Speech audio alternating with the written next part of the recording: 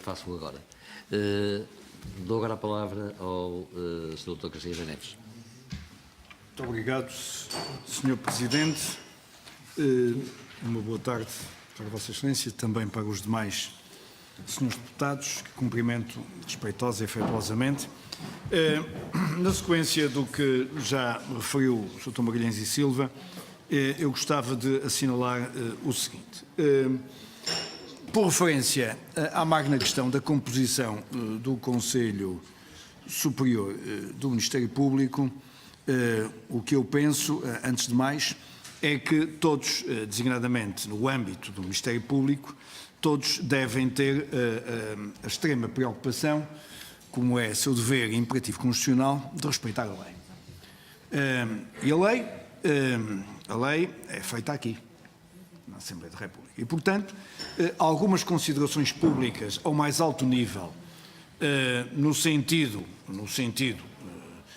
em intervenções públicas, em cerimónias oficiais, intervenções públicas no sentido de que, se a alteração do Conselho, se a alteração da composição do Conselho vier a ser deliberada, vier a ser inscrita no novo Estatuto, que se perde condições para o exercício de funções e a consequência será a demissão, é, do meu ponto de vista, perfeitamente abusivo, porque, designadamente no âmbito do Ministério Público, o cumprimento da lei, o respeito pela lei, deve ser a magna carta de todos quantos o integram. Por outro lado, no debate sobre a eventual alteração da composição do Conselho, tem sido recorrente, como os seus deputados sabem melhor do que eu, o argumento de que o Conselho da Europa recomenda que os Conselhos Superiores do Ministério Público sejam constituídos maioritariamente por procuradores. Não é verdade. Não é verdade. Esta afirmação não é verdadeira. A recomendação do Conselho da Europa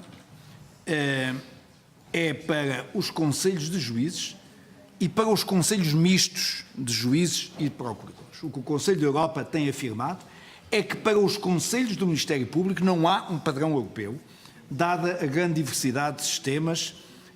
Basta atentarem que o Ministério Público não é sequer uma magistratura em muitos países, antes um corpo administrativo na estreita dependência do Executivo, por exemplo, na Alemanha, solução que eu não defendo, mas é uma realidade indiscutível. Por outro lado, e por referência também ainda no âmbito da consideração da composição dos Conselhos, é bom atentar que o Conselho Superior da Magistratura tem uma maioria de não magistrados. E aí até se poderia dizer que, competindo ao Conselho a gestão disciplinar, orgânica ou funcional dessa magistratura, e sendo a magistratura judicial absolutamente independente, até mal se compreende que na cúpula da gestão o órgão não seja composto maioritariamente por juízes, mas por não juízes, por não magistrados, por civis, como eles tradicionalmente denominam, mas é. Portanto, por meio de razão, do meu ponto de vista, se impõe que seja no Conselho Superior do Ministério Público, e eu, no desenvolvimento das conversas e do que já expressei em pleno no Conselho, entendo que o Conselho deve passar a ter uma composição, deve passar a ter 21 membros, em vez de, atualmente tem 19, devendo naturalmente ser presidido pelo Procurador-Geral da República, e depois ser composto por um Procurador-Geral adjunto, sim, eleito naturalmente pelos seus pares. O Vice-Procurador-Geral não faz e não integra, como sabe, o Conselho. Portanto, o Procurador-Geral da República, um Procurador-Geral adjunto, o Conselho, repito, deve ser presidido pelo Procurador-Geral da República, deve integrar um Procurador-Geral adjunto eleito pelos seus pares, um Procurador da República eleito pelos seus pares, 3 Procuradores da República adjuntos, tendo em conta a proporção dessas 3 categorias, eleitos também pelos seus pares, depois os 4 Procuradores-Gerais distritais, 9 membros eleitos para a Assembleia da República, em vez dos atuais 5, e 2, como acontece presentemente, nomeados pelo Ministro da Justiça. E assim passaria a ter 11 10 magistrados e 11 membros não magistrados. Sendo certo que não ficaria mesmo assim precludida a possibilidade de o Ministro da Justiça nomear, não está obrigado a nomear 2 civis, pode nomear 2 magistrados. Mas pronto, enfim, em tese esta é a composição que defendo, que do meu ponto de vista seria mais adequada à dinâmica da gestão disciplinar e da gestão orgânico-funcional do Ministério Público. Isto, desgraçadamente, porque nós temos que ter em atenção o seguinte. Está instalada, enfim, está claramente instalada da parte do Ministério Público uma visão da maldade externa em contraponto da permanente visão da bondade interna.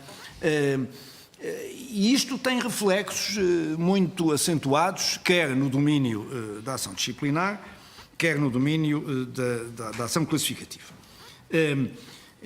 Porque nas secções, por efeito da maioria de magistrados do Ministério Público ou de procuradores no plenário, evidentemente que daí decorre também uma maioria, quer na secção disciplinar, quer na secção classificativa, com os naturais reflexos de índole corporativa na apreciação disciplinar.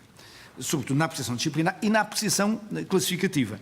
Eu recordo que, por exemplo, enfim, o Instituto da Causa de Exclusão da Ilicitude, que raramente, como sabem, melhor do que eu, raramente é atendida e sufragada nos inquéritos criminais, é um instituto recorrente na ação disciplinar. Os procuradores, enfim, quando é inequívoca a confirmação da verificação de determinados ilícitos disciplinares, são muitas as vezes em que, não obstante, se suscitam causas de exclusão da ilicitude à revelia do critério típico e normal do Ministério Público. Por outro lado, no âmbito classificativo, são todos muito bons e, portanto, até que seja criado um novo item, ou seja, o ótimo, quer dizer, até que porventura seja criado o item ótimo, como eu já também defendi em pleno o Conselho, começa a ser muito difícil distinguir os muito bons, porque não raro mas estão aqui os colegas que me acompanham, magistrados com pouca experiência, enfim, que não demonstram, enfim, pertencer ao plano da excelência, se classificados com bom com distinção, reclamam para o plenário. Reclamam para o plenário porque bom com distinção é medíocre. É medíocre. Portanto, eu penso que estes aspectos justificam, do meu ponto de vista, a alteração da composição. Por outro lado, defendo também um colégio eleitoral único para os magistrados. Eu há pouco referi na composição que sufrago a eleição de um Procurador-Geral adjunto, um Procurador da República, 3 Procuradores-Gerais adjuntos, de 3 Procuradores da República adjuntos, mas penso eu que se deveria adotar o critério de um único colégio eleitoral de forma a fomentar a diversidade de opiniões e combater o monolitismo que tem sido o paradigma da eleição dos magistrados no âmbito do Conselho. Do meu ponto de vista também, o Estatuto devia conter uma norma expressa sobre a possibilidade do Conselho de debater matérias relativas a direitos e garantias dos cidadãos.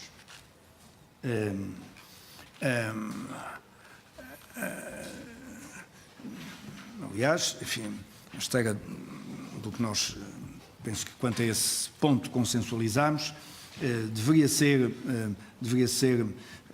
introduzida, sugeríamos o aditamento de uma linha ao proposto artigo 21º, número 2, no sentido expresso de apreciar e pronunciar-se publicamente sobre matérias relativas à atuação do Ministério Público, nomeadamente quando estiver em causa o respeito pela Constituição da República e os direitos fundamentais nela consagrados. Outro aspecto que me parece relevante é que a proposta de lei prevê que as nomeações para a hierarquia passem a ser feitas exclusivamente por proposta exclusiva do Procurador-Geral da República. Eu não posso estar mais em desacordo. Ainda recentemente,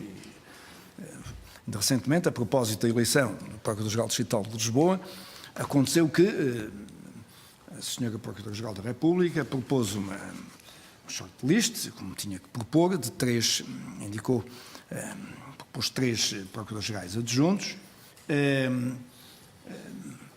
que não integrava, essa shortlist não integrava um determinado Procurador-Geral adjunto que nós considerávamos o mais adequado para o exercício do cargo, e portanto, acabámos por... Não foi possível consensualizar e acabámos por nós próprios propor esse outro Procurador-Geral adjunto, que veio a ser, em votação secreta, veio a ser eleito e é agora o Procurador-Geral Distrital de Lisboa. Estou-me a referir ao Dr. Amadeu Guerra. Portanto, cometer ao Procurador-Geral da República o exclusivo das nomeações para a hierarquia parece-me um retrocesso. Defendo claramente que o Procurador-Geral da República deve ter o exclusivo, sim, da nomeação do Vice-Procurador-Geral da República, porque assim é um cargo de sua exclusiva responsabilidade, enfim, o Vice-Procurador-Geral da República, enfim, substitui o Procurador-Geral da República, enfim, é uma figura, uma personalidade que, enfim, que lida muito de perto, enfim, de facto seria difícil conjecturar a possibilidade de articulação se não diretamente escolhido pelo Procurador-Geral da República. Eventualmente, os Procuradores-Gerais adjuntos nos Supremos, colocados nos Supremos Tribunais, porque representam, como sabem, nos termos da lei, os Procuradores-Gerais adjuntos colocados nos Supremos Tribunais representam o Procurador-Geral da República. Portanto, concedo, enfim, quando muito, que assim seja, e era, portanto, no que toca, já agora se me permitem, no que toca ao sancionamento disciplinar, eu gostaria de dizer o seguinte: nos termos do número 2 do artigo 230, prevê-se a suspensão de 20 a 240 dias. E desaparece a atual pena de inatividade, que pode ir de 1 a 2 anos. Ora bem, o limite superior da pena de suspensão, comparativamente com o catálogo de penas atualmente em vigor, cria um fosso enorme relativamente à sanção imediatamente superior, ou seja, à da aposentação compulsiva. Portanto, tem pouco sentido que a pena imediatamente inferior à da aposentação compulsiva seja a de suspensão de 20 a apenas 240 dias. E, portanto, eu entendo que seria mais adequado, uma vez que fica eliminada a sanção de inatividade, que a pena de suspensão possa ser graduada entre 20 dias e 2 anos. E era muito, enfim, para não me alongar mais, Sr. Presidente, muito obrigado pela paciência de me terem ouvido. Muito obrigado. Muito obrigado, Sr. Doutor. Tem a palavra.